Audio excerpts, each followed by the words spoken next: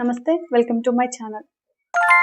షోడశ సంస్కారంలో 11వ సంస్కారం ఉపనయనం సంస్కారం. ఉపనయన సంస్కారం హిందూ ధర్మంలో ఉన్న అత్యంత ముఖ్యమైన షోడశ సంస్కారాల్లో ఒకటి. సాధారణంగా ఈ సంస్కారాన్ని బ్రాహ్మణులకు 8వ సంవత్సరం, క్షత్రియులకు 11వ సంవత్సరం, వైశ్యులకు 12వ సంవత్సరంలో శుభముహూర్తంలో నిర్వహిస్తారు. ఈ సంస్కారంలో బాలుడికి యజ్ఞోపవీతం జంజం ధారణ చేస్తారు. దీని ద్వారా అతను విద్య, క్రమశిక్షణ, ఆధ్యాత్మిక జీవితానికి అడుగు పెడతాడు. గురువు ద్వారా గాయత్రి మంత్రోపదేశం పొందడం ఈ సంస్కారంలోని ప్రధాన భాగం.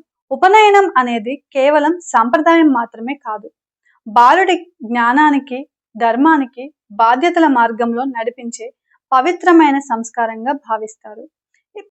ఇటువంటి ఇన్ఫర్మేషన్ వీడియోస్ కోసం please do like, share, subscribe my YouTube channel. Thank you.